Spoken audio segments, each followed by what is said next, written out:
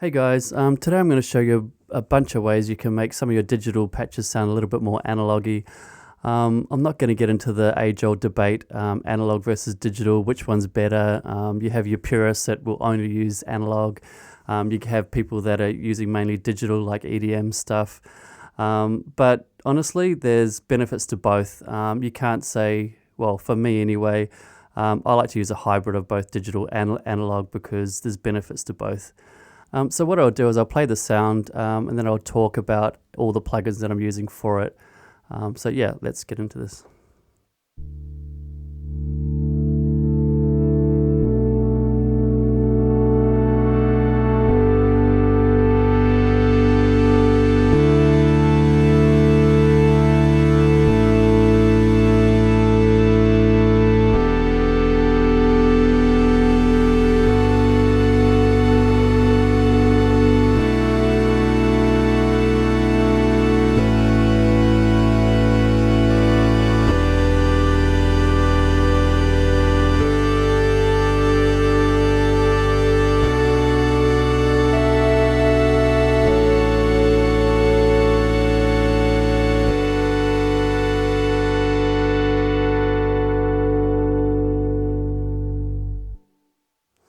Okay, so what I'm going to do is I'm going to break it down into all its separate sections and show you them kind of one by one. So let's take off everything and show you the sound source. So the sound source is the take pad. This one's muted, the aggressive pad, so it's only the take pad. If you're wondering, it's from, where is it? The Pad Lead Bass Essentials. That's the main stage version. There's a contact version right down the bottom. They're all using the same samples, just different formats. I like to use the contact format, but you have to own Contact 5 to use the contact format. The reason why I like using the Contact 5 format is it's easy to add and layer a whole bunch of sounds inside here. Whereas with the ESX24 player, you kind of have to add different channel strips and layer them that way. So that's why I'm using the contact version. So I'm just going to play you this pad without any effects and show you what the original sound source was.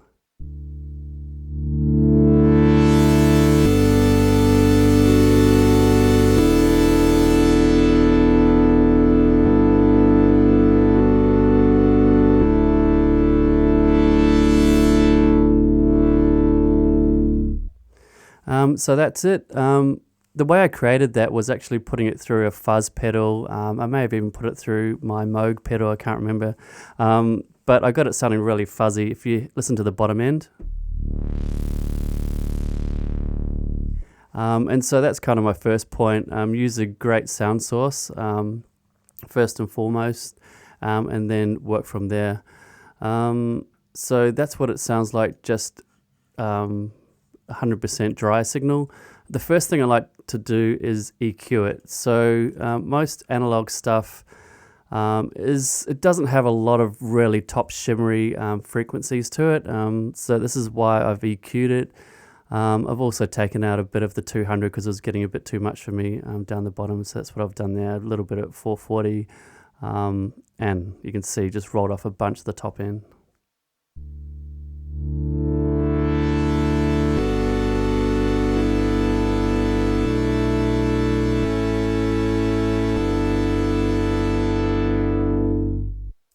Cool, so that's what the EQ is doing.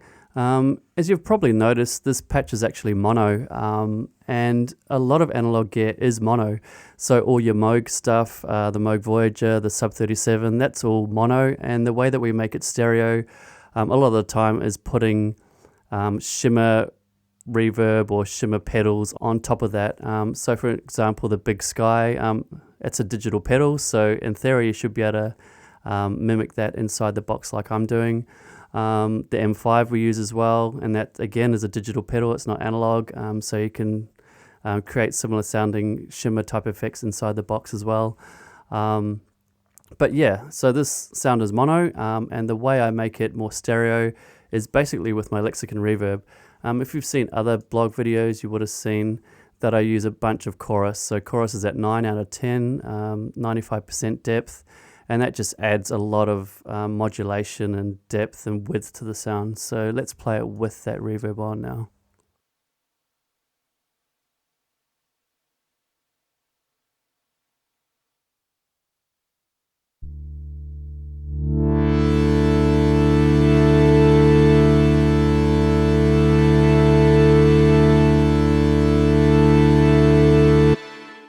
So straight away you can hear it getting quite wide, and you can hear the chorus on the reverb taking its effect. For this example, I have the reverb time at the minimum setting. For shimmer reverbs, usually I have it quite high, like 8 seconds, but I'm mainly using it to widen it. I don't want a really long reverb tail, so hence the reverb time at 0.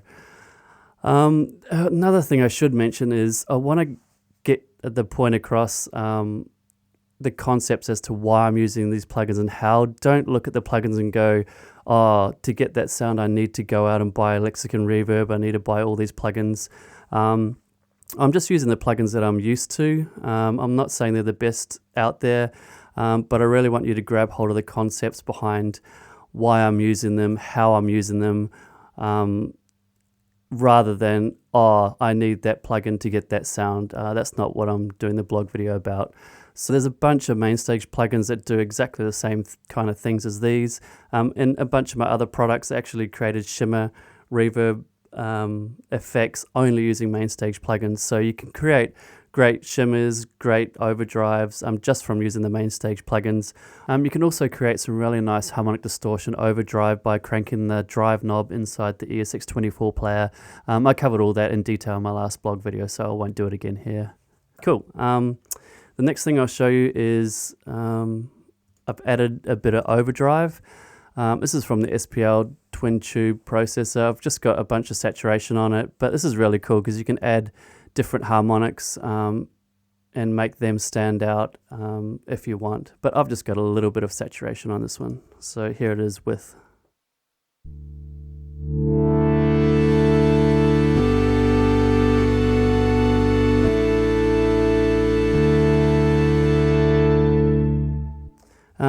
It wasn't crazy, it was just subtle, but it just helps to warm the sound up a bit. Okay, so now I'm going to chuck this delay on. It's H delay from Waves. The way I'm using it is with no feedback, 16th notes, and ping pong, which is obviously going left and right. If you didn't know, if I take that off, it's just a mono delay. Now it's bouncing left, right. Another thing that analog gear does is it degrades the sound, and as delays come into play, the more feedback, the more it loses its top end and actually degrades and starts kind of distorting. So a way that you can simulate an analog delay is to roll off the top end. I've done quite drastic amount on this delay. You don't need to do it that much, but that's just a little trick. If you're wanting your delays to sound a little bit more like an analog delay, roll off the top end, even overdrive it slightly if you wanted to simulate that. This plugin simulates a bunch of different analog simulations. This one has a bunch more hiss, I think, than one. That's another thing that analog gear does. It adds hiss and noise, which, yeah, that's cool if you want it to sound exactly like some of the old analog gear, but I like the option to take the hiss out if I don't want it. As you can see, I've also put a high pass filter on this. The reason being is I don't want the delay to affect the bottom end frequencies. That's the last kind of thing you want to do, especially because this is a ping pong delay, so it's going left, right. I don't want that to happen in the really low frequencies. I've got it at 405 Hertz, but you could bring that down a bit, whatever sounds good. And as I'm talking, I think the golden rule with analog and digital, it's not what's better than the other. I think the question is, how does the sound make you feel? Does it connect with you emotionally? Do you love playing the sound? It should never be about, oh, this is analog, so it's better than digital, or this is digital, it sounds better than analog. It's all about how the sound makes you feel. Yeah, without getting too emo. Yeah. Okay, so moving on, we've showed you that. Now, what I've done is I've mapped this slider to the mount. So as I move the slider up, you can see it's sending more to the delay bus and less. Now this one I've set up on this modulation depth. So I've got the rate at as low as I can, 0.1, and I've got this on modulation depth. So I'll show you what it's doing when I move that up and down.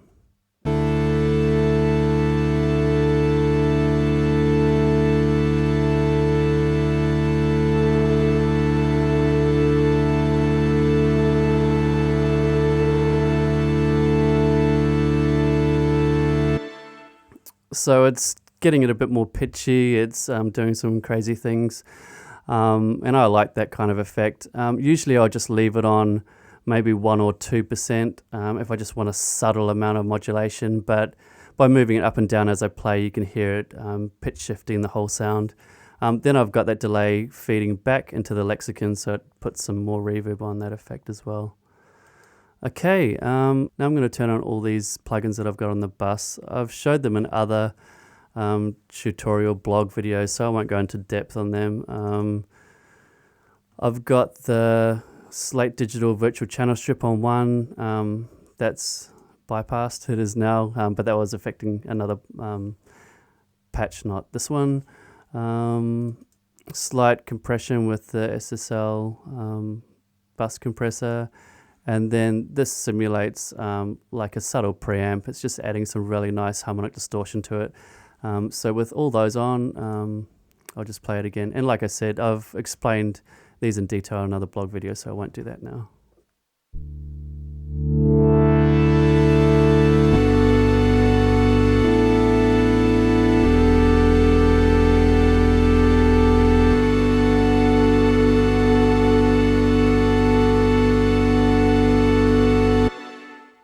Great. Okay, so let's move on to another concept idea that I had. I don't think it's very practical, and I'm a little bit crazy when it comes to trying out stuff, so I'll just show you it anyway, what I've done. So I've taken that sound I showed you before, and I've pretty much copied it 8 times. And then what I've done is I've split up where it comes in across the keyboard. As you can see, like that, more of them in the middle, because that's where I play my chords. I don't usually play right the way down to the bottom and right the way up to the top. And then I use that plugin that I showed before, Virtual Channel, and this simulates crosstalk between channels like an analog desk does. So what I've done is I've put it on every channel, and I've tried to simulate analog summing with this one plugin. I've sent it all to a bus here, and added my overdrive in at the very end rather than having it on every single channel, because I want it to overdrive more when I play more notes and overdrive less when I play a single note. So that's the reason I did it like that. Let's open this up. This mix bus, if you're wondering, it controls all these separate virtual channels in there. So if I move it to a different console emulation, it moves it on all those channels. It's just an easy way of doing it. So if I increase the gain, it also increases it on that. So yeah, so let's play it like this and see what it sounds like. Whoops, let's turn that one off and leave that one going. Here we go.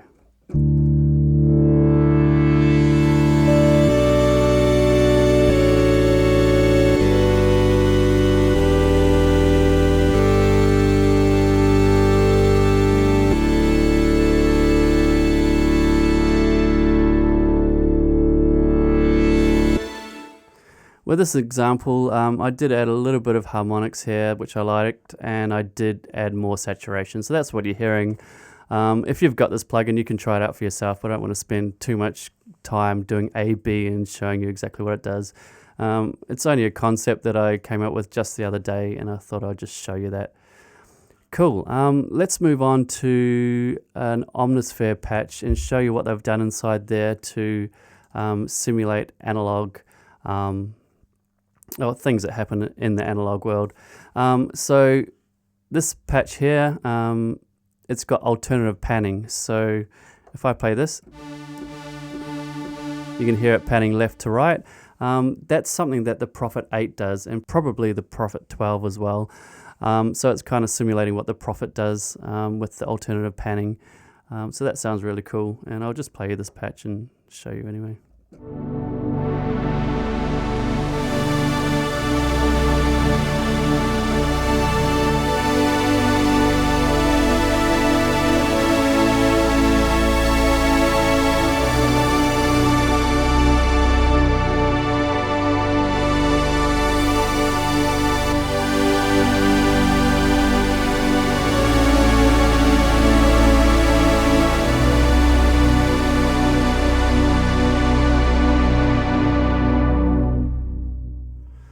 again, I had some of that lexicon on it, and it just makes it wider and bigger. So yeah, a lot of plugins do have ways that they attempt to make it sound more analog-y, and basically that's a sample of an analog keyboard anyway, and it's just adding some of the other features that that keyboard has, or like the Prophet has.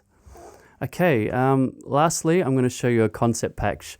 It's been something I've been working on for the album I'm working on. You probably can guess what album I'm working on, but I just thought I'd show you it just as a little teaser. Tell me what you think. And yeah, let's just play it. I'll just quickly explain what's going on here. So this one's the first one I showed you, the take pad, through everything else. This one's an Omnisphere patch that I've created from a tack carpet. And this one's, again, created from a tack carpet, but I've done a bunch of edits on it. You can probably hear when I start playing it a little bit of hiss coming from it. That's because these delays are on analog 2, and that adds a little bit of kind of analog hiss, just analog noise to the sound. But yeah, let's just play it and yeah, see what you think.